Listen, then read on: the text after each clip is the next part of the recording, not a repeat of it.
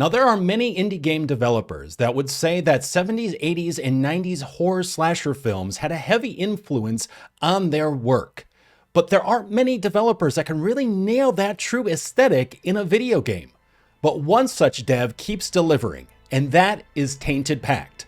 But what goes on inside the mind of this dev? Well, we're about to find out.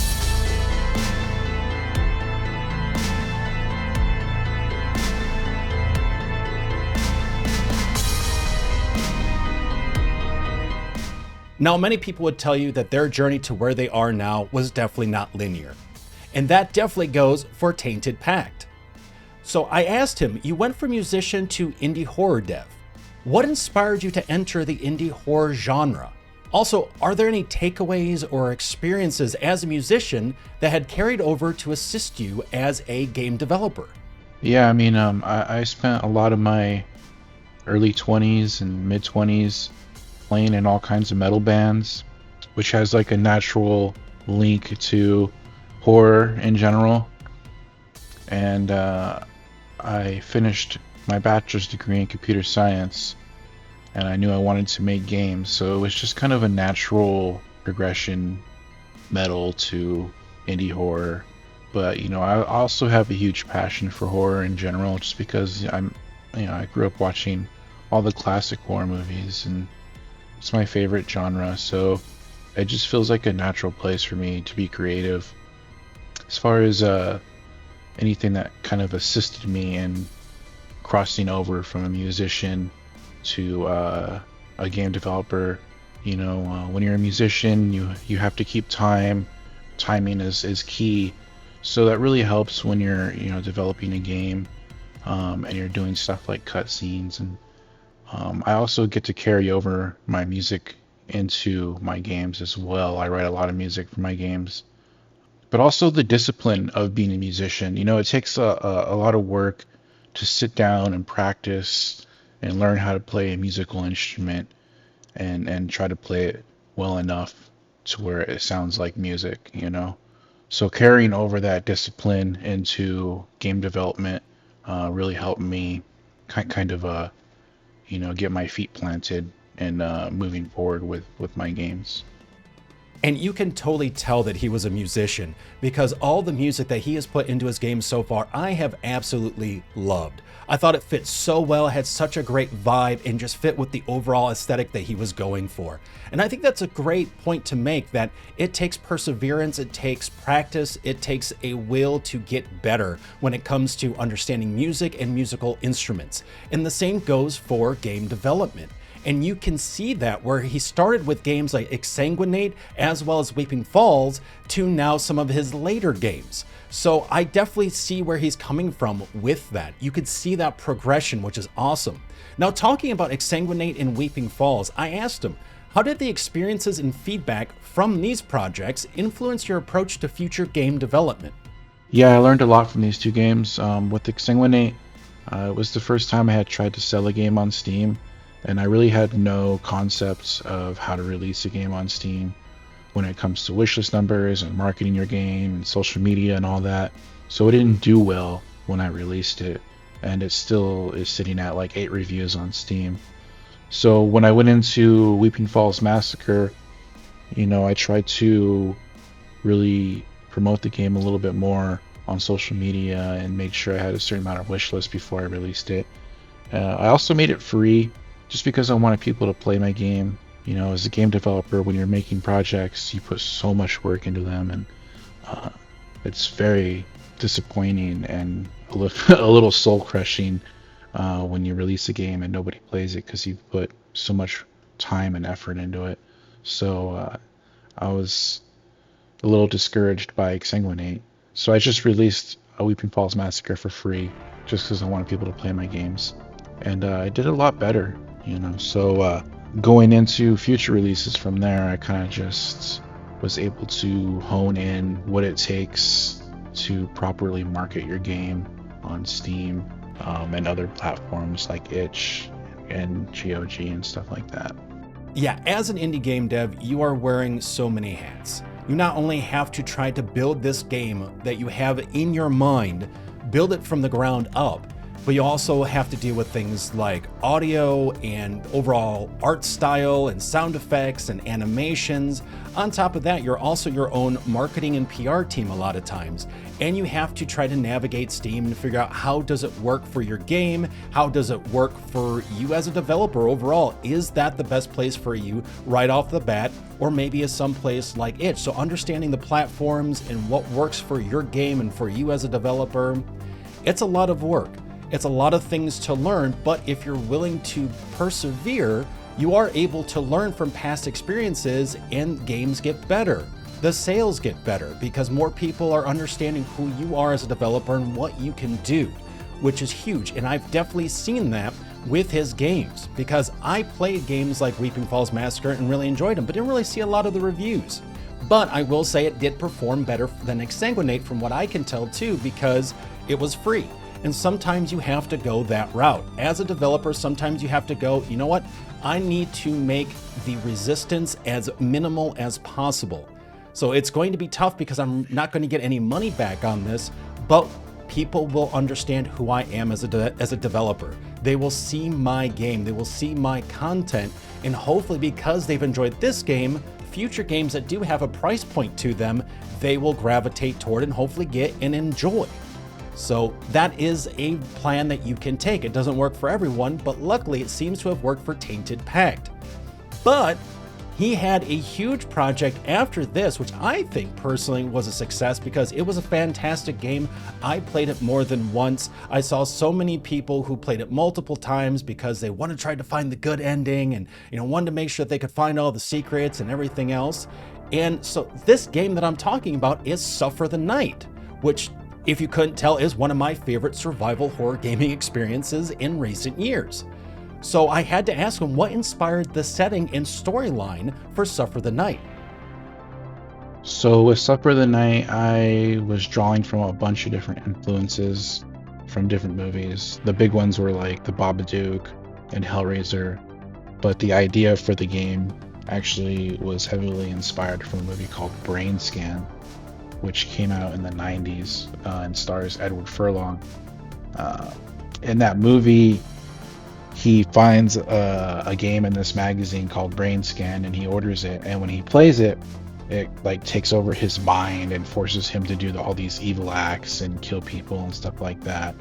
But there's also like this demon that inhabits the game and comes out of the game, and he's like called the Trickster, and it's like kind of quirky, creepy looking dude with like really long fingers and stuff like that.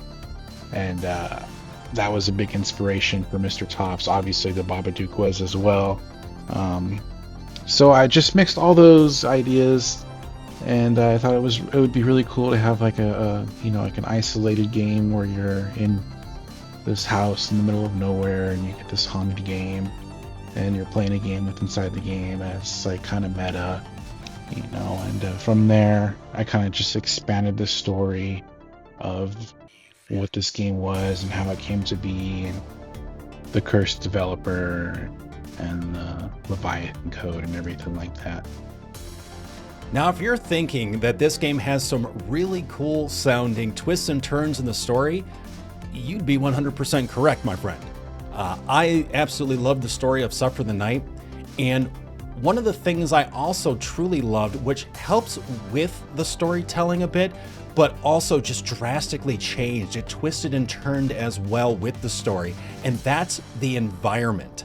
In Suffer the Night, there are several big environmental changes that occurred to keep the gameplay fresh and engaging and just super creepy. So, can you describe the process of creating the ever-changing world within the game? What was the most difficult aspect or aspects of it all?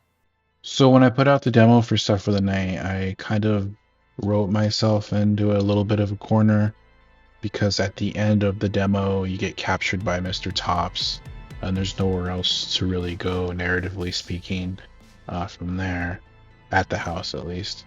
So when I was working on the full release, I thought it would be really cool to bring Stacy into the text-based game, and she would essentially make her own version of the game. And from there, it was kind of just expanding on different gameplay mechanic ideas I had. In retrospect, I might have done things a little bit different here and there as far as creative choices. But overall, I was really happy with the experience.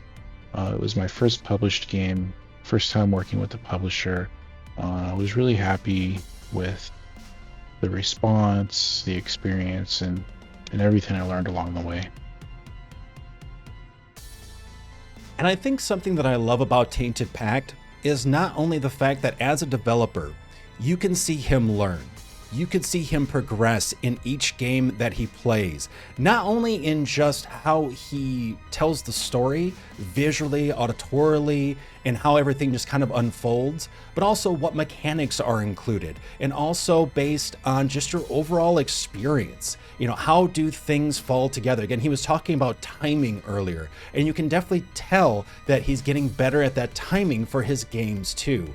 And less than a year after the release of Suffer the Night, he released something that was quite different, and that was a 2D side-scrolling horror game called Terror at Oakheart. Now, this game has several great nods to 80s and early 90s horror films. So I had to ask, based on all of these influences that you put into this game, what is one of your favorite moments from the game and why?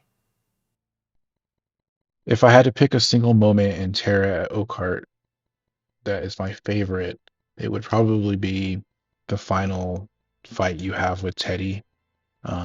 Teddy transforms into like this big tentacle creature version of himself, and I was super happy with the animation and the mechanics and everything on that boss fight.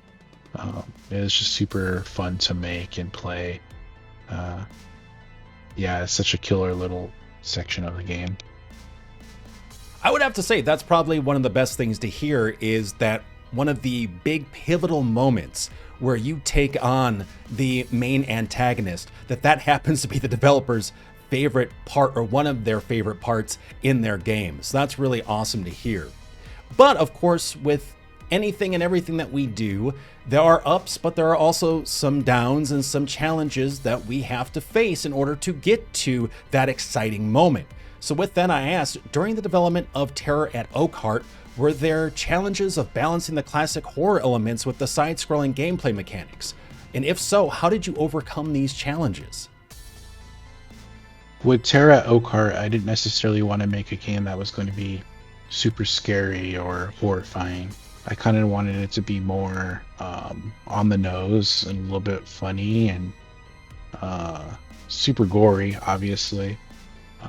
The most challenging part of that, well, not necessarily challenging, but maybe the biggest learning curve for me in that project was trying to make a 2D side-scrolling game in a 3D based engine called Unreal Engine 5, which I knew it was possible to do, but I had never done it before. So it was definitely a little bit of a learning curve trying to figure out all these different 2D mechanics in a 3D space. But now it's just another tool in my toolbox. Now, 2024 marks the release of your next big project, which is Massacre at the Mirage. Can you describe the design process for the Mirage cinema and how it contributes to the game's atmosphere? So when somebody plays Massacre at the Mirage, my goal is that the person who is playing the game feels like they're inside a horror movie. The design process all throughout this development cycle has been to try to narratively give the player that experience. So whether it be music, environment design choices, dialogue, voice acting, gory scenes and stuff like that, everything's kind of like geared towards giving the player an experience of being inside of their own horror movie. So I've mentioned this previously, but as we can tell through this interview, Tainted Pact keeps learning, keeps trying new things, keeps incorporating new mechanics and new art styles and new ways of working within specific engines in order to give the best experience possible to the player. And of course, Massacre at the Mirage is no different, because with this specific game, you actually work with dual perspective gameplay, where you're playing as multiple people making multiple decisions, and those decisions could have grave consequences if you're not careful. So with that, how do you feel the dual perspective gameplay enhances the overall experience in Massacre at the Mirage? When you're watching a horror movie, you know, like you're in on everything, but the characters inside the movie aren't, you know, so a character can be killed, but then this other character has no idea that that person was just killed, right?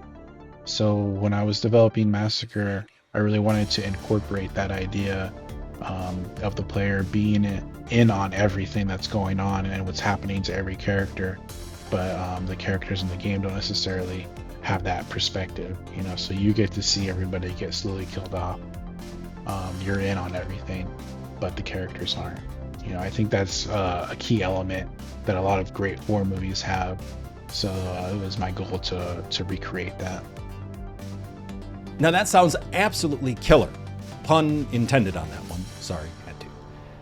But I will have to say that Massacre at the Mirage is something that I am quite hyped for experiencing. And if you want to experience it for yourself, you can make sure to wishlist it on Steam today. And with every single episode that I do of Inside the Mind, I always love to give the developer an opportunity to give shoutouts to people that have truly impacted their life as well as their work. So with that, are there any people you would like to shout out? I'd like to shout out the people over at Assemble Entertainment, Maria, Tobias, Marion, everybody else there who helps me on a daily basis on the publishing side of things. We work together closely, and it's always been a great experience working with them. But I also like to thank anybody who's played my games, as well as anybody who's helped me with my projects along the way. My journey as a game developer has been extremely fun, and I look forward to continuing to grow my brand and continue to create games that hopefully people will enjoy playing inside the horror genre.